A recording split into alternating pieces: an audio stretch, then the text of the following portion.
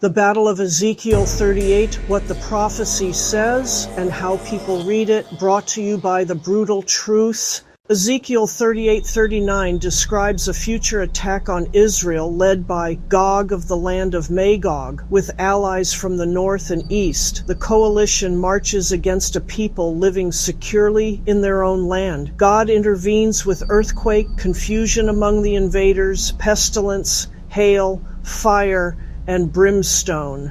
The army collapses without Israel's military being the decisive factor, and the outcome is public. Nations see that God has defended Israel and exposes the attackers' motives. Who's involved depends on how the ancient names are mapped.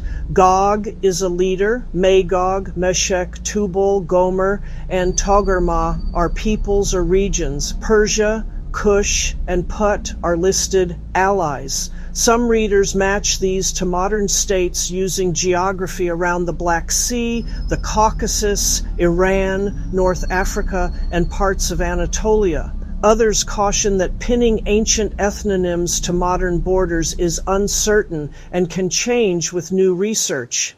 Timing is the main debate. One view says this is a near-future event before a messianic age tied to Israel's modern return. Another places it late in history after a period of peace.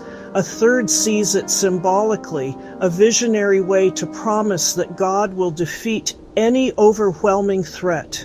The New Testament mentions Gog and Magog again in Revelation 20, but many scholars note differences.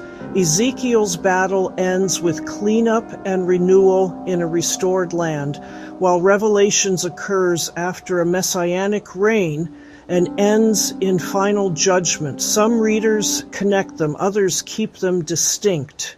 Details inside the text shape interpretation. Israel is portrayed as gathered from many nations and dwelling securely, which some take to mean military strength or protective alliances, and others read as spiritual confidence in a restored relationship with God. The invaders are numerous, like a storm, and motivated by plunder. The defeat is unmistakably supernatural. Earthquake, weather, and internal panic break the coalition, so the credit is not human strategy.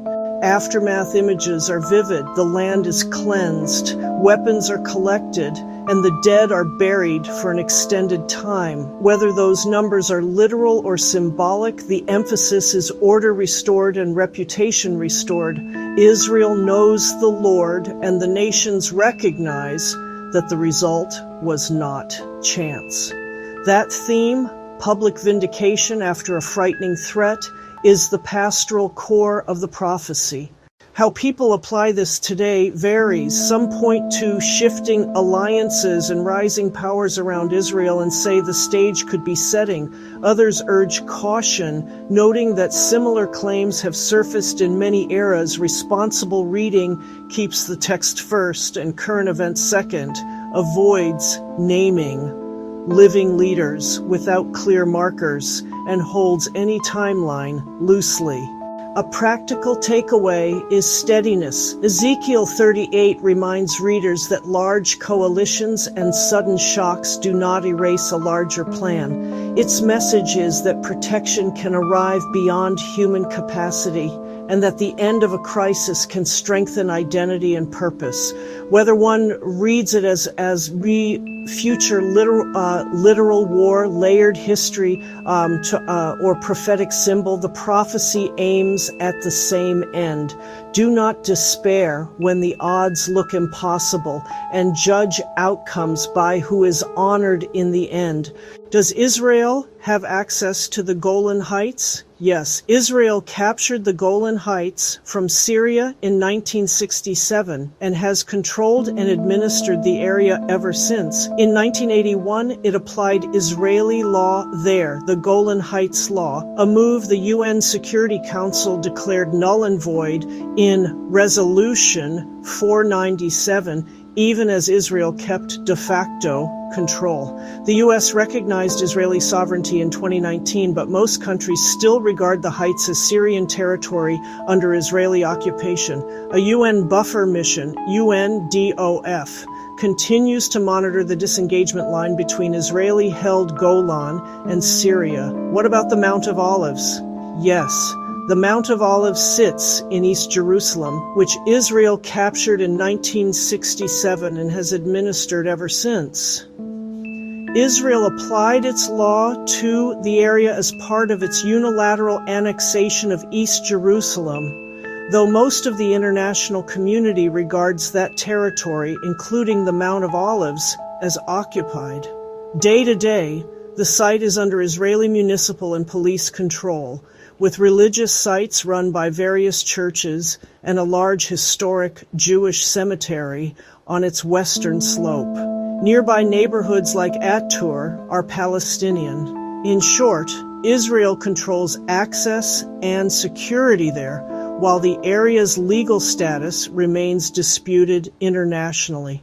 Are they building the third temple yet? No, there is no third temple under construction on the Temple Mount. What's real today, the Dome of the Rock and Al-Aqsa Mosque remain on the site. Israel says the long-standing status quo still applies. Muslim prayer only on the plaza.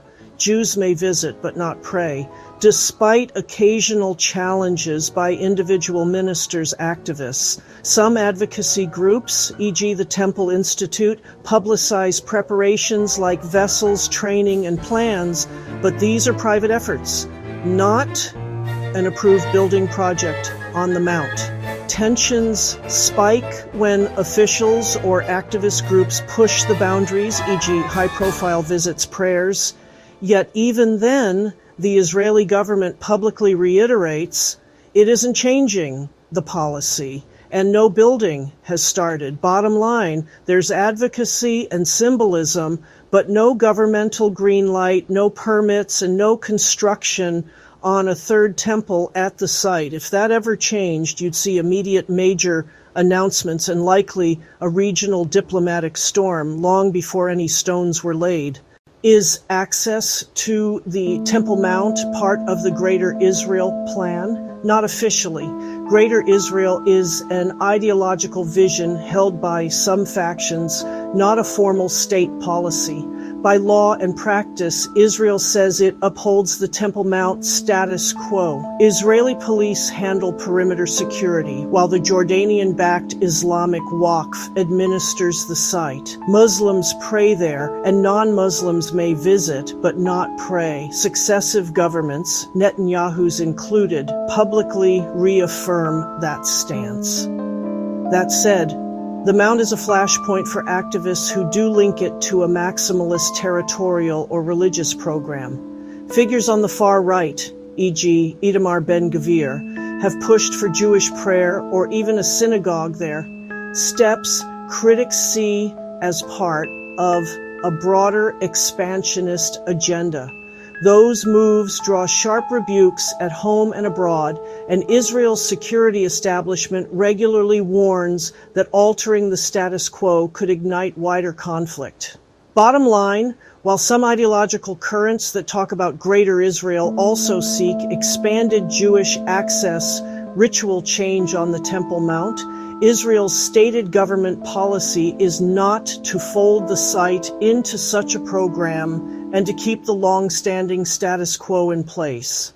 What role does Jared Kushner have in all of this? What he is and isn't? Jared Kushner isn't an Israeli official, and he doesn't control access to the Temple Mount. His influence is as a political fixer and Trump advisor who helped design past U.S. proposals and lately re-entered talks around the Gaza ceasefire.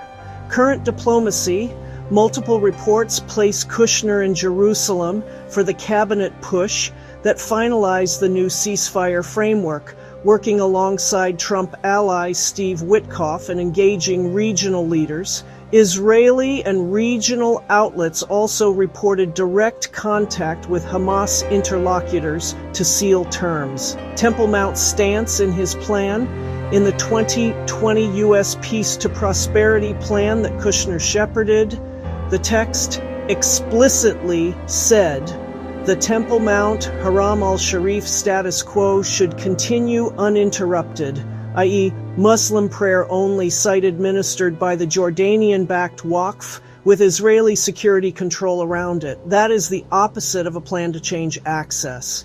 Business ties that matter. Since leaving the White House, Kushner's private equity firm, Affinity Partners, heavily backed by Saudi Arabia's public investment fund, has invested in Israeli finance, tech, and sought regional economic corridors. Regulators okayed a larger stake in an Israeli insurer in 2025. These ties give him channels across Israel Gulf deal-making, but don't translate into authority over holy sites.